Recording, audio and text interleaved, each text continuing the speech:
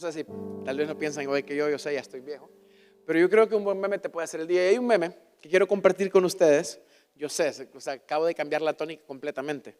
Pero quiero que por favor miren este meme que va a salir ahí en la pantalla. ¿Cuántos lo han visto alguna vez? A ver, levanten la mano los que lo han visto alguna vez. Poquitos, bueno, se los presento el meme. A veces uno está solo en la vida por distraído. Miren los ojos de esa niña, por el amor de Dios. Hay versiones un poquito más adultas de este meme, pero quise precisamente inspirar ternura con este. Miren la cara de esa niña viendo al niñito hermoso que está enfrente, la niña preciosa y el güirro en cualquiera. ¿Cuántos de ustedes estarán distraídos, varones? ¿Cuántos de ustedes estarán distraídos? Pero bueno, ese es tema para otro tipo de culto y para otro campamento. No, de hecho, creo que ese es tema para campamento. No me voy a meter en ese rollo ahorita. Tal vez en un campamento, tal vez se acerca, pero vamos a ver. ¿Saben la cantidad de veces, chavos, que se pierden oportunidades simplemente por estar distraídos? O sea, y hablo, no solo lo estoy hablando en el tema espiritual. O sea, no solo lo estoy diciendo en el tema, sí, espiritual. O sea, no solo en esa parte lo estoy diciendo en general. La cantidad de veces que se pierden oportunidades por estar distraídos. Eclesiastés 9:11 dice lo siguiente, si lo pueden buscar. Eclesiastés 9:11.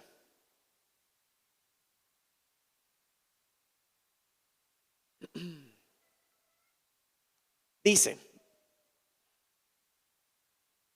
solo hay dos cosas que nunca vuelven atrás. La palabra, perdón, creo que 9:11. La palabra pronunciada y la oportunidad perdida. Lo tengo en otra. Miren qué interesante. Solo hay dos cosas que nunca vuelven atrás. La palabra pronunciada y la oportunidad perdida. ¿Qué piensan de eso? ¿Será cierto? ¿Será cierto que muchas veces perdemos oportunidades y no nos damos cuenta que las perdimos? No nos damos cuenta que se fue por el río una gran oportunidad. Y hablo en todo sentido. Hablo en laboral, hablo en relaciones, hablo espirituales, hablo en todo sentido. Sí es cierto, Dios es tan perfecto y tan bueno que usa, ¿no?, la situación, usa los errores, usa las cosas que hacemos y las convierte en algo hermoso y nos bendice porque Él es misericordioso. Pero ¿cuántas veces nosotros perdemos oportunidades simplemente por estar distraídos? Simplemente por estar distraídos. Esta tarde yo quiero compartir 3 ejemplos en la palabra de Dios de 2 personas que se distrajeron y un último ejemplo de una comparación que la Biblia hace con nosotros, con los creyentes. Y cómo eso nos habla claramente de lo que Dios espera de nosotros. Pero antes de eso te quiero definir lo que es la distracción.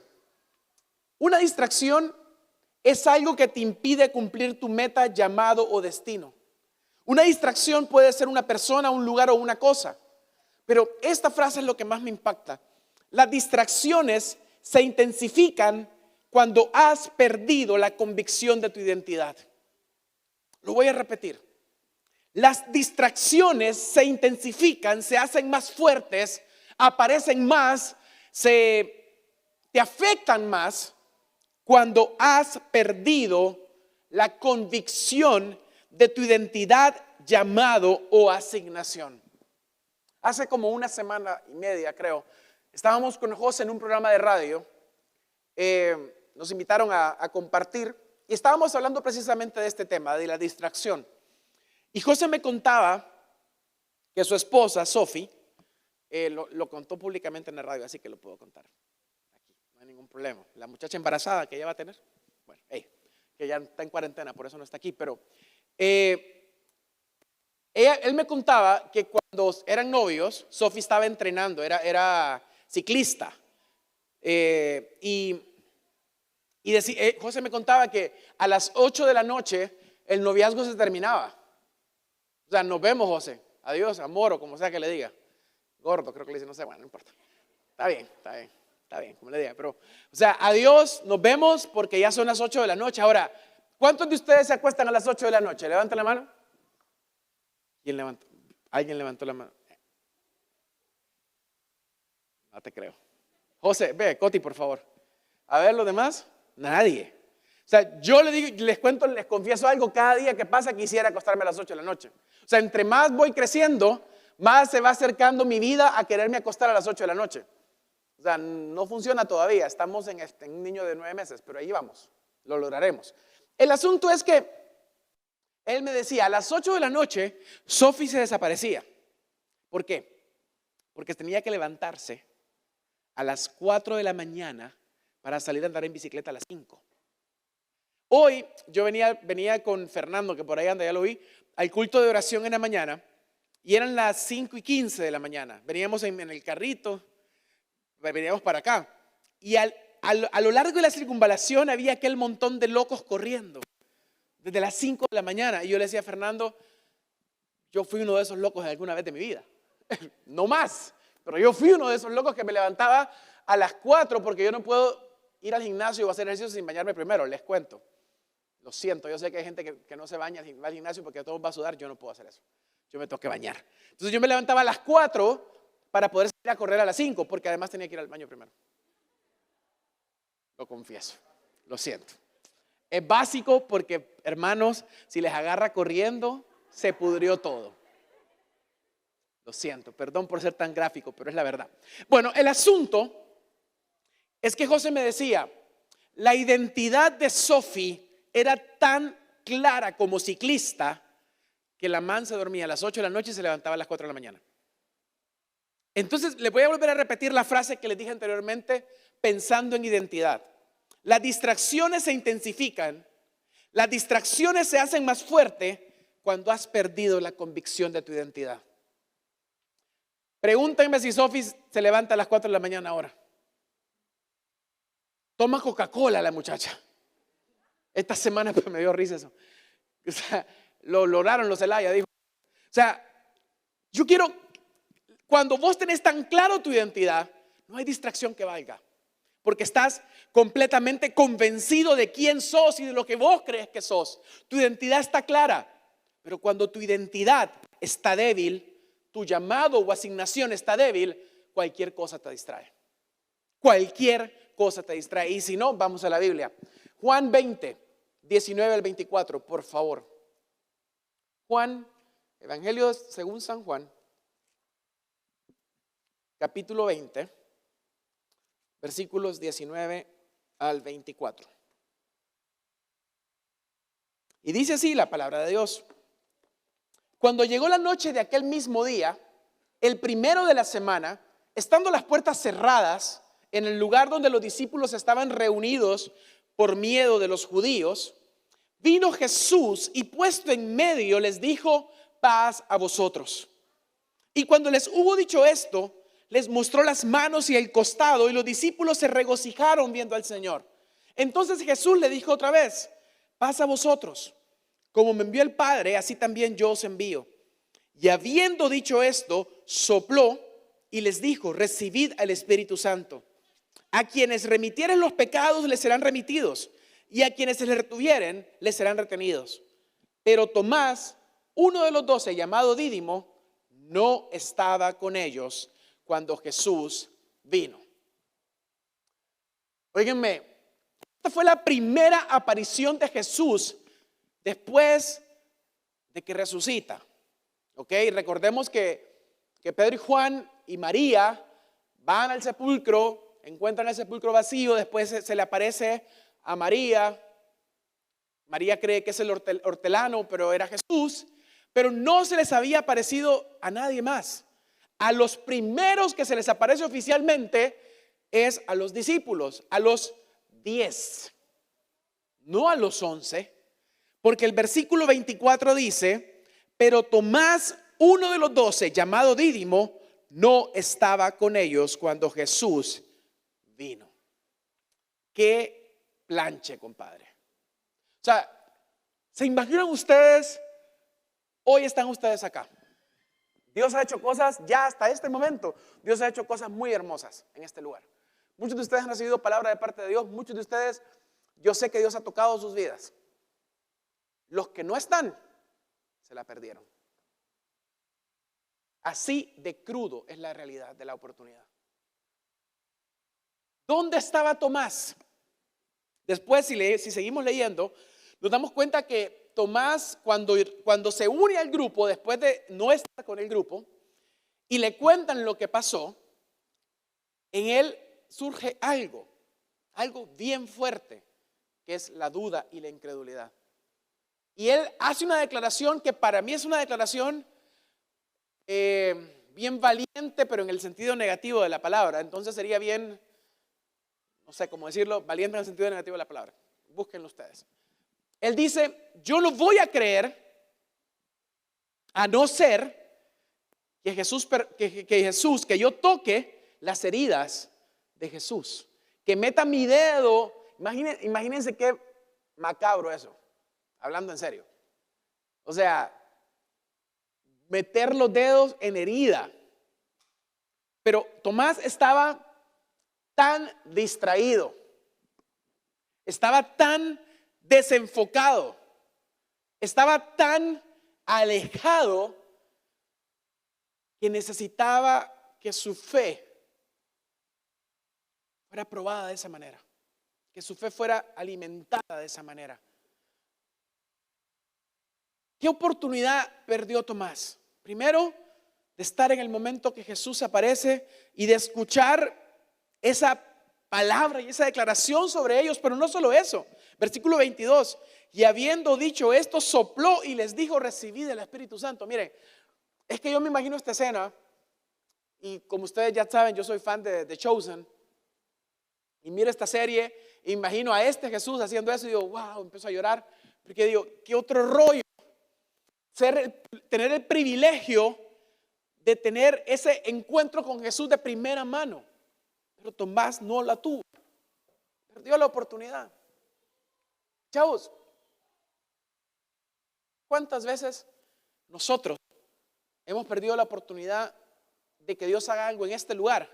Porque me es más cómodo quedarme sentado viendo el celular. ¿Cuántas veces he perdido la oportunidad de que Dios hable a mi vida? Y la palabra famosa de esta década, que me empodere, si quieren, vaya. Mujeres empoderadas, hombres empoderados, jóvenes, todo el mundo es empoderado. Entonces, que Dios me empodere. O sea, no, olviden, no me gusta la palabra. Que Dios me llene de su presencia. Sí, suena más religiosa, pero me gusta. Que Dios haga algo conmigo, pero no. El culto está aburrido y no lo voy a intentar. No. O sea, Coti está diciendo lo mismo que dice todos los sábados. La misma casaca. Entonces, es lo mismo. Perdemos oportunidades por no aprovechar el lugar donde estamos. Ajá, y de paso, ustedes están acá. Perdonen que como que les estoy dando y vinieron. Pero imagínense los que vinieron. Mirate los que están en cualquier otro lado, menos de estar acá. Obviamente hay razones justas. Pero digo a los que no. A los que simplemente decidieron quedarse viendo una serie. Se fueron al cine a ver The Batman. Véanla después. No, véanla de día, es muy tarde, dura 3 horas. Pero el rollo es que qué increíble las oportunidades que podemos perder cuando no estamos en el lugar que tenemos que estar y cuando estamos distraídos. En el caso de Tomás, muchos comentaristas llegan a la conclusión de que probablemente lo que pasó, y ojo, tiene toda la lógica, que en Tomás la muerte de Jesucristo había causado un tal impacto que probablemente había entrado en un proceso de depresión. Y en lugar de buscar a los suyos, como esto lo compartió el doctor Bardales hace poco y lo compartió el domingo pasado, en lugar de buscar a los suyos, decidió aislarse, que es lo peor que podemos hacer. Pero en esa decisión de aislarse, en esa decisión de apartarse, perdió algo increíble, un encuentro con el Señor. Ahora, el Señor es tan maravilloso que le da una oportunidad más. Le da una oportunidad, porque chavos, Dios es de segundas oportunidades. Dios es Dios de terceras, cuartas y quintas oportunidades. El asunto es cuánto tiempo perdemos en no aprovechar las oportunidades cuando Dios las presenta. ¿Cuánto tiempo perdemos? Hebreos 5:12 dice lo siguiente: porque debiendo ser ya maestros, voy desde el 11, acerca de esto tenemos mucho que decir y difícil de explicar, por cuanto os habéis hecho tardos para oír, porque debiendo ser ya maestros, después de tanto tiempo, tenéis necesidad de que se os vuelva a enseñar cuáles son los primeros rudimentos de la palabra de Dios. Y habéis llegado a ser tales que tenéis necesidad de leche y no de alimento sólido.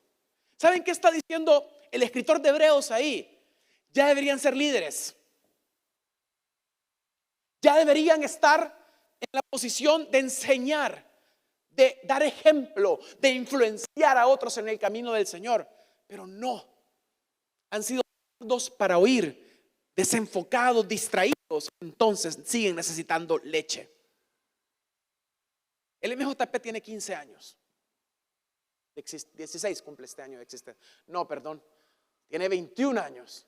Conmigo tiene 16. Wow, we are old. Yo estoy viejo. 16 años conmigo, 4 con Dorian, 21 de existencia este año. O sea que nos perdimos celebrar los 20. Bueno, está bien. Entonces, 20 años. Y algunos de ustedes han estado conmigo los 16 años que yo he estado. Y yo te pregunto, ¿cómo estás? ¿Dónde estás? Los que vienen llegando, gloria a Dios, no esperen 16 años. ¿Dónde estamos?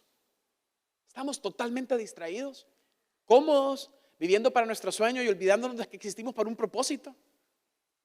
Existimos por un propósito.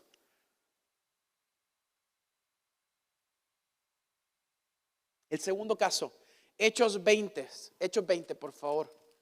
Este es de un joven precisamente. Hechos 20, versículos 7 al 10. Dice: el primer día de la semana, reunidos los discípulos para partir el pan, Pablo les enseñaba habiendo de salir al día siguiente, y alargó el discurso hasta la medianoche. Y había muchas lámparas en el aposento alto donde estaban reunidos, y un joven llamado Eutico, que estaba sentado en la ventana, rendido de un sueño profundo, por cuanto Pablo disertaba largamente, vencido del sueño, cayó del tercer piso abajo y fue levantado muerto. Entonces descendió Pablo y se echó sobre él y abrazándole dijo: no os alarméis, pues está vivo. Después de haber subido y partido el pan y comido, habló largamente hasta el alba y así salió. Y llevaron al joven vivo y fueron grandemente consolados. Punto número 1, no soy Pablo, así que no se mueran, por favor. Punto número 2, Eutico, la Biblia no nos dice mucho de él, pero nos dice dos cosas. Nos dice que estaba al final, y esto no va contra los que se sientan atrás. Yo soy fan de sentarme atrás también, así que tranqui. Ahora, si les cae, pues ni modo. O sea, ahí ustedes vean. Pero Eutico estaba sentado hasta atrás. Adelante Pablo llevaba predicando un montón de tiempo. Yo nunca pensé que Pablo fuera aburrido, la verdad.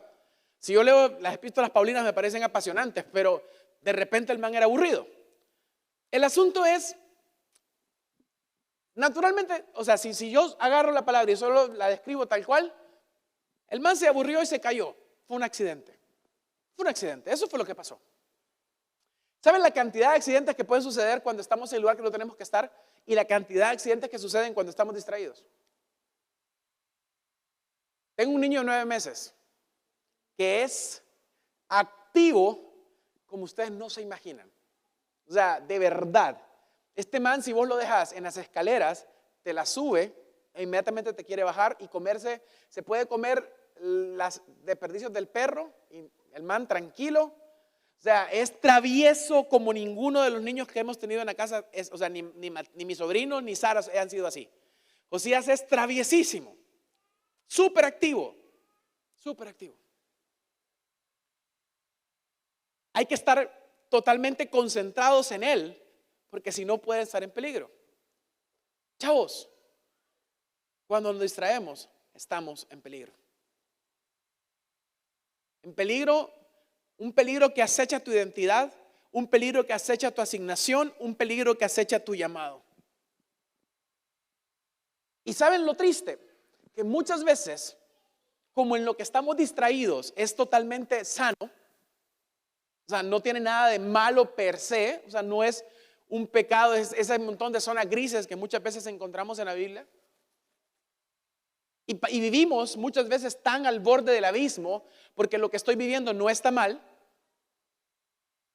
que no nos damos cuenta que nos estamos acercando a cosas bien peligrosas.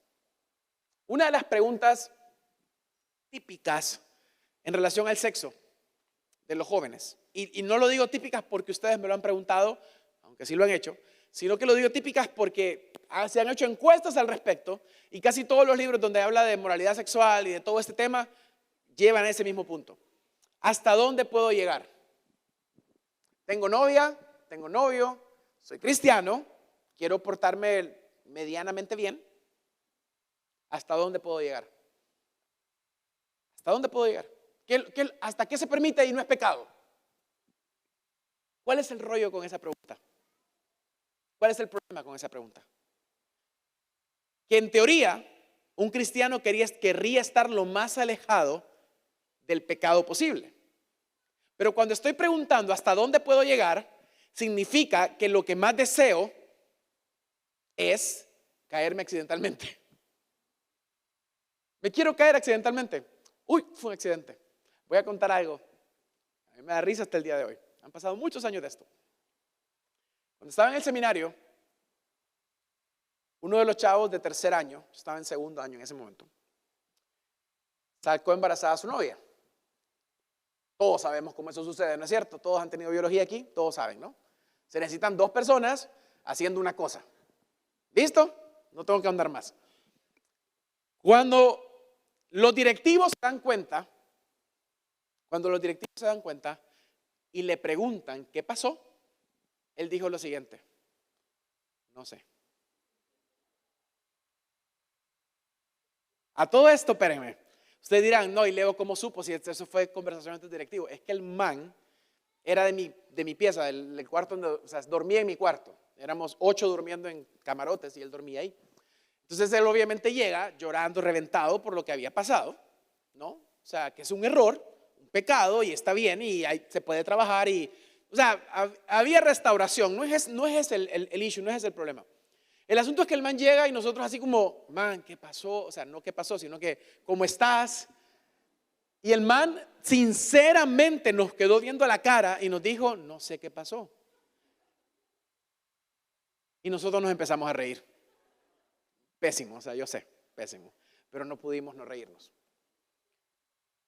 Porque, chavos, sí se sabe qué pasó. O sea, ¿qué onda? O sea, pero ¿saben? Suena chistosísimo, pero muchas veces cuando caemos al abismo, nosotros solitos, no se lo decimos a alguien porque se van a reír de nosotros, hacemos lo siguiente: ¿qué pasó? Nosotros solitos. Así como no sé cómo pude haber hecho esto. ¿Cómo sucedió? ¿Sabes cómo sucedió? Caminando al borde del abismo. Yo les confieso algo. Yo odiaba ir a Tegucigalpa antes. Cuando digo antes, estoy hablando de antes. O sea, ahora se llega en 3 horas y media, en 3 horas. Ahora, antes llegaba en 6. O sea, soy de esa época cuando Tegucigalpa estaba a 6 horas de distancia. Los carros pasaban cuando llevabas por Ciguatepeque, la carretera era súper delgada y vos solo mirabas el abismo de niebla. Para mí eso era terrorífico. Yo odiaba eso con todo mi corazón. Chavos, el abismo así debe ser de terrorífico. El asunto es que muchas veces como Eutico estamos en la retaguardia y estamos prestando la atención a todo menos a lo que da vida. Porque estamos más interesados en vivir al borde del abismo, donde podemos morir, que vivir bien sentados enfrente donde la vida está.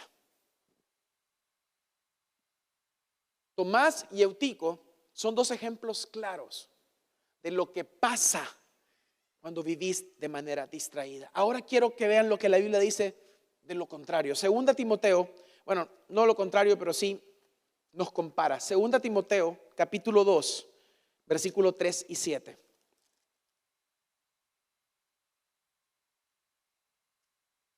Segunda Timoteo, capítulo 2, versículo 3 y 7. Vamos a leer del versículo 1. Tú pues, hijo mío, esfuérzate en la gracia que es en Cristo Jesús. Lo que has oído de mí ante muchos testigos, esto encarga a hombres fieles que sean idóneos para enseñar también a otros. Tú pues sufre penalidades como buen soldado de Jesucristo, porque ninguno que milita se enreda en los negocios de la vida a fin de agradar a aquel que lo tomó por soldado. Y también el que lucha como atleta no es coronado, sino lucha legítimamente. El labrador, para participar de los frutos, debe trabajar primero. Hay tres comparaciones con el creyente. Para empezar, me encanta porque Timoteo empieza diciendo, tú pues, hijo mío, o mejor dicho, Pablo empieza diciendo, tú pues, hijo mío, esfuérzate en la gracia. ¿Qué significa esforzarme en la gracia? No está hablando de salvación, porque la salvación es por fe solamente, es por gracia, para que nadie se gloríe, dice Romanos. O sea, vos no podés hacer nada para ser salvo, Cristo ya lo hizo todo. Y aún la fe que habita en vos para poder creer en Jesús, Cristo la da. O sea, no hacemos absolutamente nada. Entonces, ¿a qué se refiere? Tú pues, hijo mío, esfuérzate en la gracia. Algunos comentaristas y otra traducción dice, tú pues, hijo mío, ponte siempre en el lugar donde puedes alimentar lo que la gracia ya ha hecho en ti. Miren qué interesante. Colócate siempre en el lugar donde puedes alimentar lo que la gracia ya ha hecho en ti. ¿Qué ha hecho la gracia? Te ha salvado. ¿Qué ha hecho la gracia? Te ha dado una identidad. ¿Qué ha hecho la gracia? Te ha dado convicción. ¿Qué ha hecho la gracia? Te ha rescatado de muerte a vida. Te ha hecho hijo. Esa es tu identidad. Eso ha hecho la gracia. Entonces dice, esfuérzate en la gracia que es en Cristo Jesús. Lo que has oído de mí ante muchos testigos, esto encarga a hombres fieles que sean idóneos para enseñar también a otros. Y ahora dice, haz lo siguiente. Número 1, sufre penalidades como buen soldado de Jesucristo. ¿A qué se refiere? O sea que la vida del cristiano es sufrir y sufrir y sufrir. No exactamente, pero sí es sufrir. Sí hay sufrimiento. Yo sé que esto no es material para cultos jóvenes. Yo lo sé. Yo sé que para mí sería más fácil empoderarte y sacarte de aquí elevado a la 10ª potencia y decirte que sos roar y tigre y toda la onda. O sea, lo siento, pero la Biblia a mí me dice que nosotros vamos a sufrir. Y si no, léanse Job. Esta semana hablaba con Alison de eso. Porque estoy leyendo Job, por cierto, Alison. Estoy preparando un mensaje. Tus sueños se hacen realidad. Pero el asunto es que Job, en ningún lado de Job, si nunca lo han leído, léanlo. Y después hablamos porque yo sé que van a quedar con dudas. Está bien, pero no importa. En ningún lado de Job dice por qué a Job le pasó lo que le pasó. O sea, a ver, sí nos dice a nosotros, porque sabemos que hay una conversación entre Dios y toda esa onda. Pero a Job nunca sabe. Job nunca se da cuenta por qué le pasó todo lo que le pasó. Sin embargo, al final del libro, Job dice, de oídas te había oído, mas ahora mis ojos te ven. Yo creía que te conocía, pero realmente no te conocía. Ahora te conozco, después del sufrimiento. Y acá los que han sufrido, los que hemos sufrido, entendemos eso un poquito. Y yo le dije al Señor que ya lo entendí bien. O sea, solo por cualquier cosa. Pero igual va a pasar. Igual va a volver a pasar algo. El asunto, chavos, es esto. Sufre penalidades como buen soldado de Jesucristo. Somos parte de una milicia. Y el versículo siguiente dice, ninguno que milita se enrede en los negocios de la vida a fin de agradar a aquel que lo tomó por soldado. ¿Saben qué significa esto? Ahorita hay un comandante preso donde los cobra. Sí sabían, ¿verdad? No estoy hablando del expresidente, estoy hablando del comandante. ¿Saben por qué está preso? ¿Alguien sabe por qué está preso? Por corrupto. ¿Saben a qué se refiere el versículo 4? A la corrupción. Significa, nadie que trabaja como militar o como policía o como alguien de la ley que pone ley puede o tiene que enredarse en cosas corruptas, porque pierde toda su autoridad. Número 2, la segunda comparación.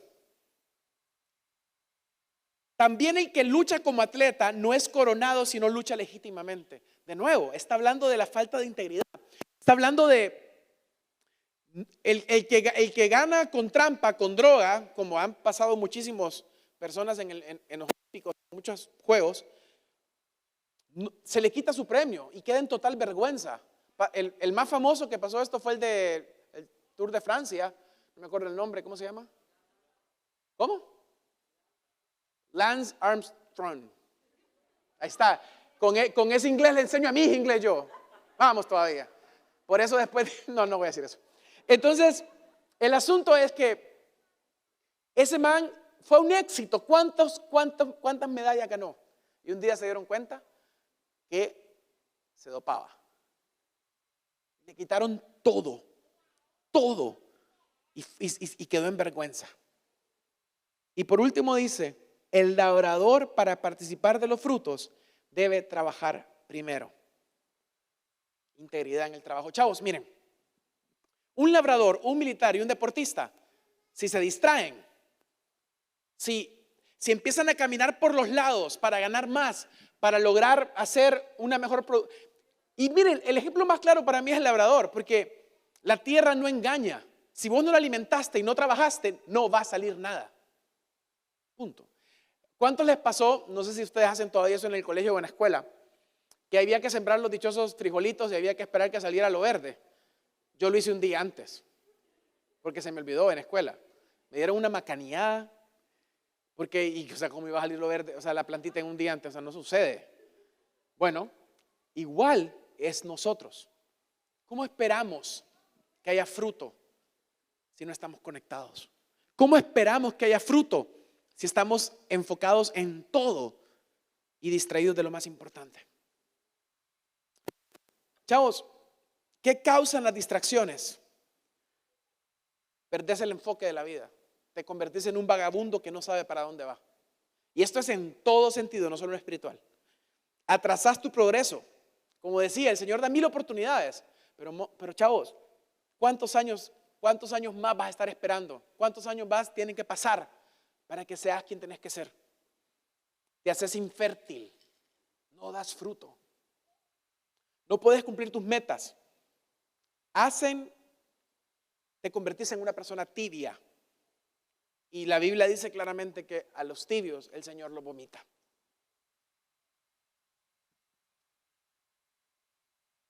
No sé si te ha pasado que estás solo por distraído. No sé si en este momento, en este culto, por ejemplo, en esta reunión, pasó todo lo que pasó en el tiempo de alabanza y de adoración. Dios estaba moviendo aquí y vos estabas en cualquier otra. No lo sé, porque yo estaba metido en el rollo acá y no me fijé. No sé si en tu vida en general te has alejado del propósito que Dios tiene para vos. Has sido un Tomás y ese alejamiento te ha producido incredulidad y falta de fe, y entonces estás peor que nunca, porque entonces ahora estás dudando de todo. O sos un Eutico que se cayó y está medio muerto y Pablo no está. O por lo contrario, sos un militar que es fiel al que lo enredó en la militancia. Un deportista que gana la medalla legítimamente y un labrador que trabaja duro por la tierra. ¿Dónde estás? ¿Dónde sos? ¿Quién sos? Las distracciones se intensifican cuando perdés visión de quién sos. ¿Quién sos? ¿Dónde estás y hacia dónde vas?